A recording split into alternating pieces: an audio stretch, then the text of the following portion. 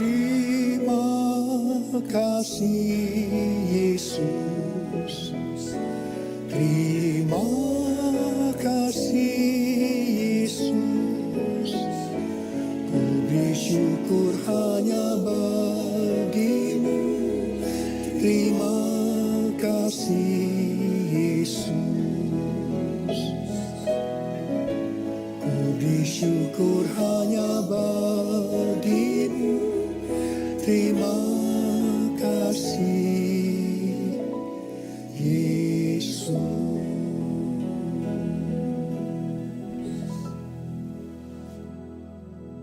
Shalom, saudara-saudara dikasih Tuhan. Kita patut bersyukur kepada Bapa di sorga, karena pada tanggal 4 September tahun 2013, gereja kita, keluarga besar ini, tepat berumur 25 tahun. Dulu gereja ini dimulai dengan sekitar 400 orang, tapi sekarang dengan berkat Tuhan, sudah sekitar 250.000 orang, baik dalam maupun di luar negeri. Pada waktu itu Tuhan memanggil saya menjadi alatnya dengan satu tugas khusus, yaitu menjadi alat Tuhan untuk merestorasi Pondok Daud. Pondok Daud itu berbicara tentang doa, pujian, penyembahan dalam unity, siang dan malam. Maksud Tuhan Yesus merestorasi Pondok Daud, supaya setiap lutut bertelut, setiap lidah mengaku, Yesus adalah Tuhan. Nah saudara, kalau kita melihat selama 25 tahun, restorasi Pondok Daud yang terjadi dalam gereja kita, pada 5 tahun yang pertama yang direstorasi adalah pujian dan penyembahan. 5 tahun yang kedua Tuhan tambahkan dengan doa. Sehingga sekarang yang direstorasi adalah doa, pujian, dan penyembahan. Masuk 5 tahun yang ketiga, Tuhan tambahkan dengan unity. Sekarang menjadi doa, pujian, penyembahan dalam unity. Kemudian memasuki 5 tahun yang keempat, pemantapan daripada doa, pujian, penyembahan dalam unity. Masuk 5 tahun yang kelima,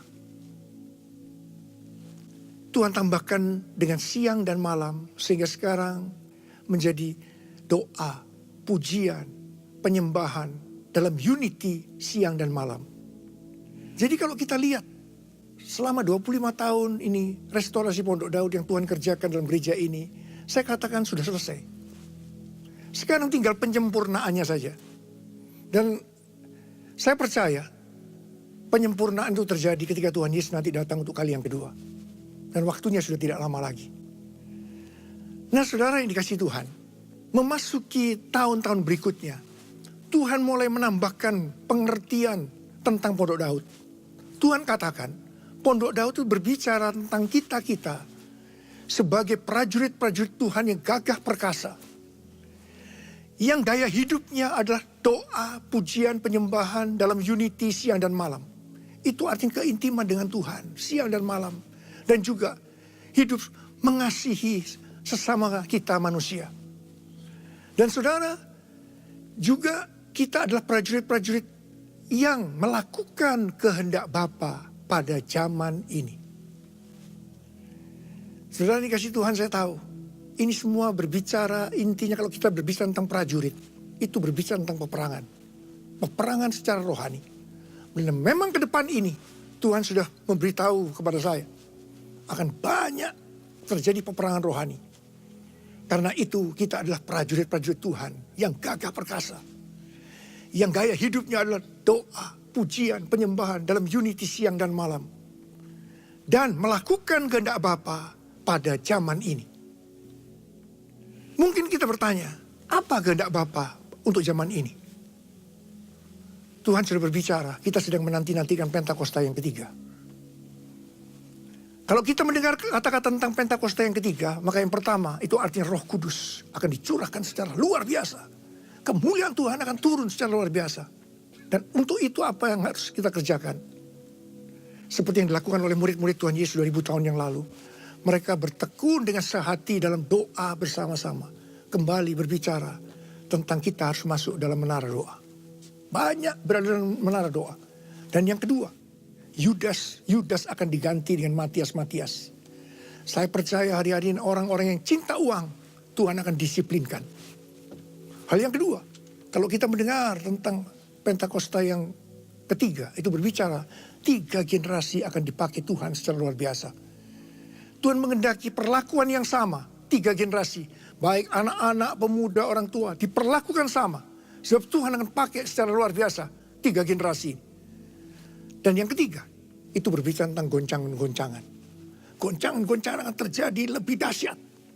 Dan Tuhan mau kita tuh berdoa untuk Indonesia.